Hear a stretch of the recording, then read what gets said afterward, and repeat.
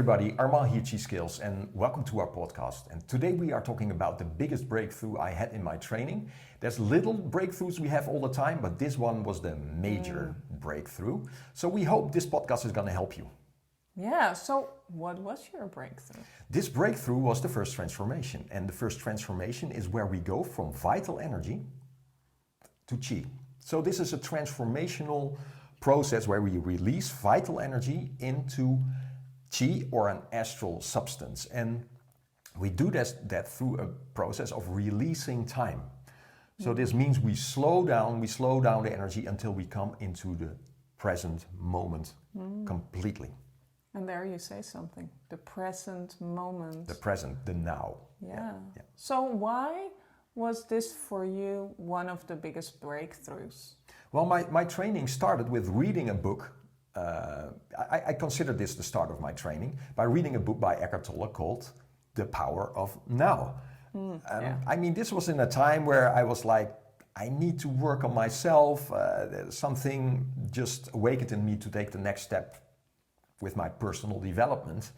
And then all sorts of wonderment starts, right? But this book came into my life. Somebody gave me this book, said, read this book. But while reading this book, something starts to resonate. It had a profound effect on me, but it was also a little bit more concept, like you say. Yeah. So there was not a method to go with it per se. Yeah. But 2 months later, I came in touch with Tai Chi for the first time. So something already resonated in this book, and the same resonation happened with seeing this Tai Chi. So something in me already started to wake up.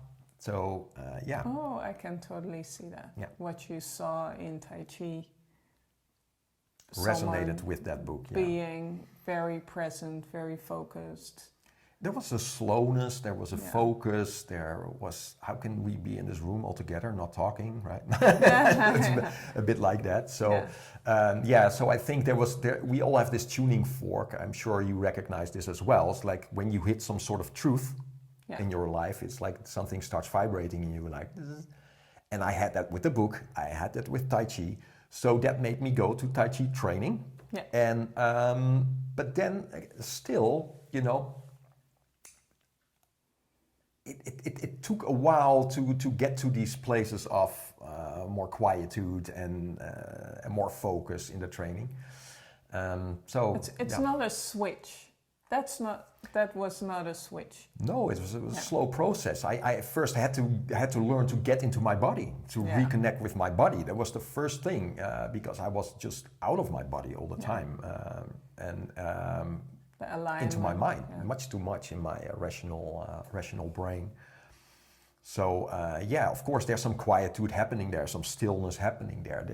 Of course, in all these phases of the training, I think the stillness and the now are so together, right? It's sort of the same thing. Only I discovered along the way that there's different kinds of stillness. And some people, I've had people like, what? No, that's not possible. There's just stillness. I'm like, no, that's not completely true. That's not completely true. So when I went from the more physical aspects and start recognizing the energy body, because out of my standing practice, I get these sensations, tingling sensations and more warmth, and there's all sorts of things happening. There's again, you go through a little door. There is a deeper sense of stillness happening around you. It takes a while too, right? Because you're so observing. It's like this. But at a certain point, you're like, wow, it's getting so still. There's a stillness accumulating around me. But that's not the same when you start going from vital energy into Chi, because now we start with a process we call releasing time. It's a transformational process. Yeah. We go from one state and we release that state, in this case the vital energy plateau where we are, which is still very connected to the physical. We start releasing time on that, slowing down until we really hit the spot and we get into the present moment, into the great now. And when I first had that experience, I just laughed. I was like, there was this this sense of coming home. There was like, this is why I started. Now I know. Now I understand the book, you know. Yeah. And of course, like you said, there's tips in there. He's already giving some tips about, you know, connecting with the body and focusing on the now. But it was, you know, I don't know how you had that when you read the book, but... No, when I read the book, it was something that I thought, oh yeah, I understand. Mm-hmm. Yeah. I understand the concept. I understand and I even understand the feeling of it, but it's not something that I could switch on. Right. Like, oh yeah, how do I get into the now when I'm when my mind is going everywhere? Right. How do I get back? And that was something that needed work.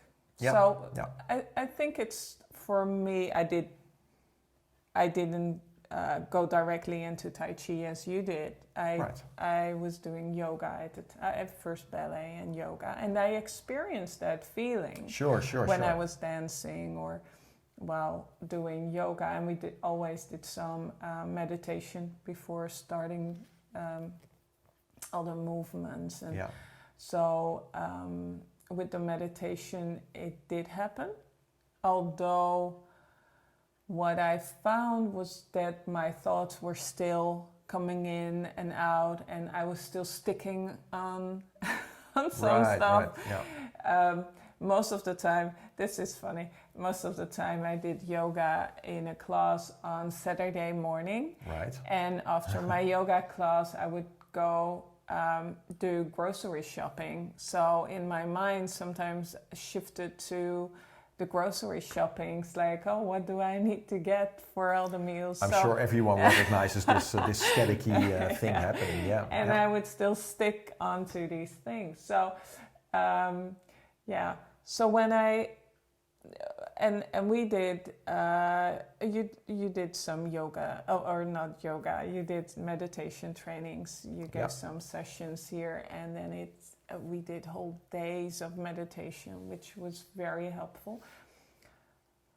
Long story short, when you started training, like the transformations, and I went into that with you, it was a game changer. Yeah. It was just something different. It was so much stiller, and for me, those thoughts about the grocery shopping and something that was happening, going through that door, there was this peacefulness. Yeah.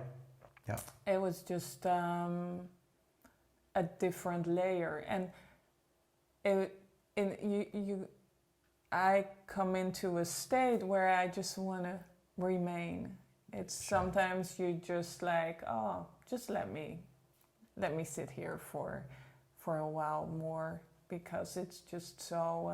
well, it's such a deeper vacuum that you get yourself into. And also that really helps when you teach people meditation, is that you teach them energy work right from the start as well. Yeah. Because going in from there, from the feeling of energy, where the stillness already starts accumulating into the first transformation, and you take that state into your practice, now you start on a different plateau. And it can easily be missed. That's the thing. Yeah. You know, that's why, it took me years to get to this first transformation. But my teacher had such a great method for it to get it, that's why I was laughing, because it made so much sense to just hold the breath for a while, let your mind really land into this sacred spot of stillness, together with the energy, I must say, so, right? Still having the feeling on energy, and there's a shift in the energy happening, becomes really thick and heavy, and you just land into this vacuum. And it's like, how can I help people to reach this state quicker, instead of them wasting maybe years and years and years of sitting there or doing their practice, with such a simple exercise, such a simple method to get them to that place, because this opens the door to the higher work in training. Yeah. The observer, it becomes so still, the observer comes out, the spiritual aspect of the training really starts happening from this spot. And this is why it's a huge door. Because there's so many people starting this training for so many different reasons, but when you take them to this place, it's all the same. You know, everyone has this same profound, reconnecting experience that is just beyond the physical. And yeah, and now we become more still and still, and this sets up for, you know, the expanding of the mental space.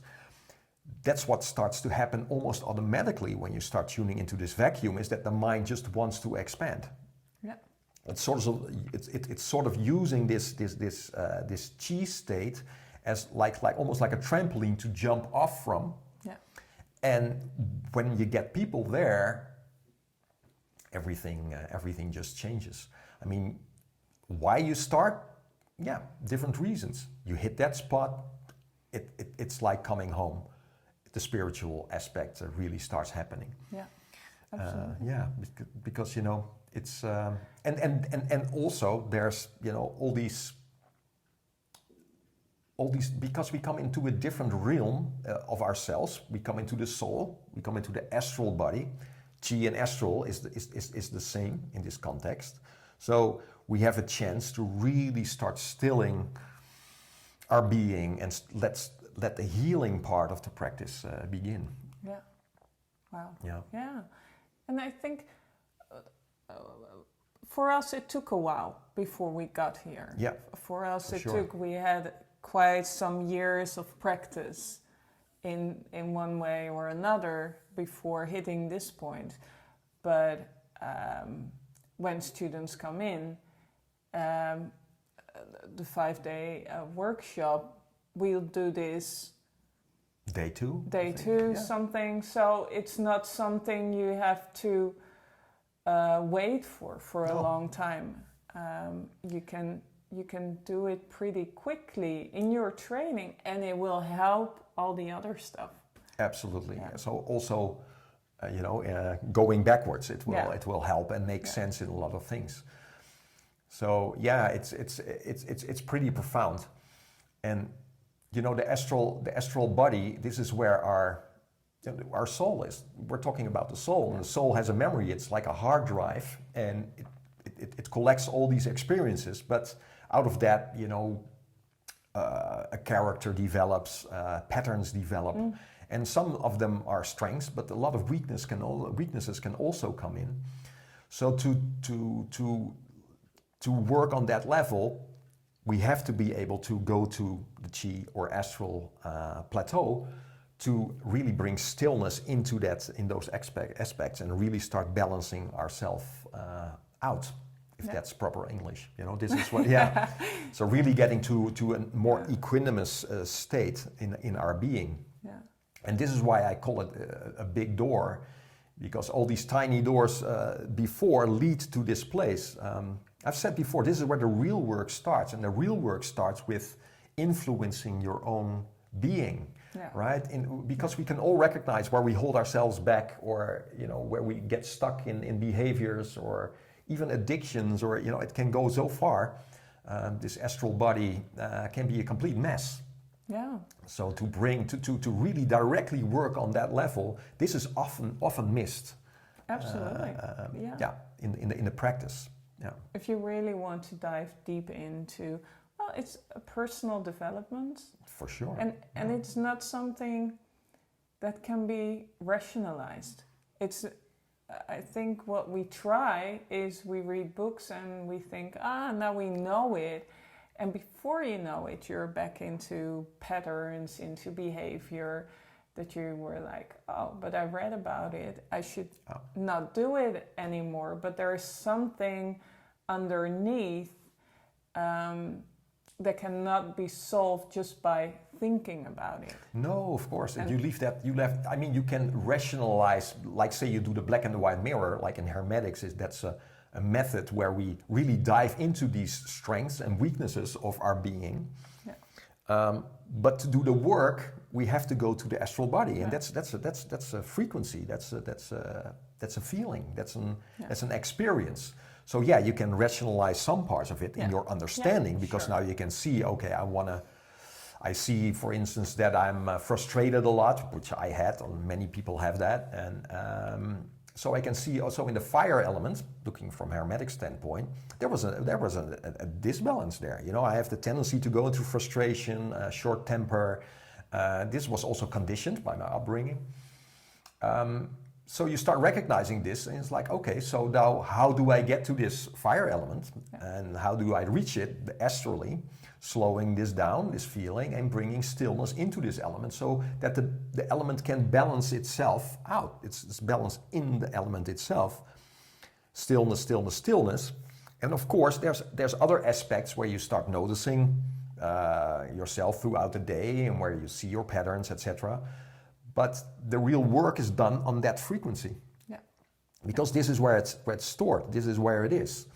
So you have to be able to go through all these little doors to reach this big door where you can do this big work. And then, you know, you free yourself of a lot of things. And now you're talking about why do we train internal? Why do we do internal training? Yeah. Well, it's a lot to do with spiritual practice, personal development. I don't know how many names do you have for it, but it's a lot to do about you and your place in the world, and how do you find your true place here. Yes. Yeah. And that takes a lot of releasing, and it takes a lot of releasing on all levels. You know, it's so there's a physical aspect to it. That's why we stretch a lot. If there's a lot of tension there, it's contraction. That has everything to do with past experiences and how you perceive and feel your surroundings. And so we have to go through all these levels. But you go to the astral body. This is where you directly go into, okay, you know, being very honest with yourself and doing the work there.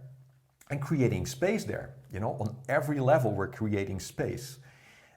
And space and stillness go hand in hand. And this is where the true spiritual development starts taking place. And this is almost beyond words, you know, it's an experience where we start experiencing more and more space in our awareness.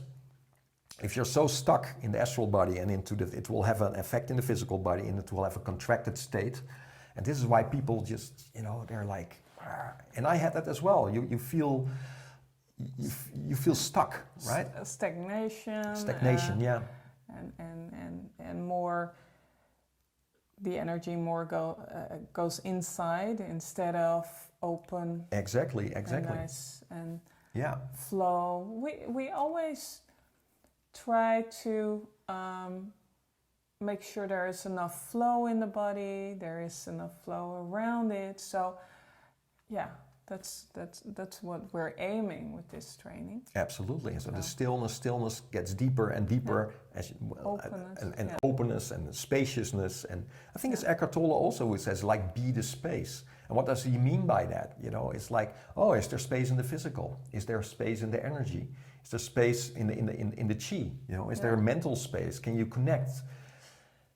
Are you in contact with this space in you? Well, you're like a microcosm that's constantly at work with contractions and information, interaction, things landing on your system on different ways. But it has the tendency to contract. So in this internal process, we just create space and start creating space so that we can release stuff out of the system, starts balancing, etc. And it becomes more spiritual as we grow. And I think with the astral chi level, we open this door. It's like, the stillness becomes so deep. Yeah. And this is a thing, that's also something I want to mention. It's like I'm not the whole day in this state per se, right? I'm not the whole day in the first transformation. But what does happen is that you go through these transformations and the stillness will just start accumulating around you. More and more and more. There's just a more of a vacuum. So we still have thoughts, we still have emotions, which is part of our being. This is how we interact with our environment. Sometimes good to have thoughts. Sure. There's good thoughts also, helpful and constructive, etc. Yeah.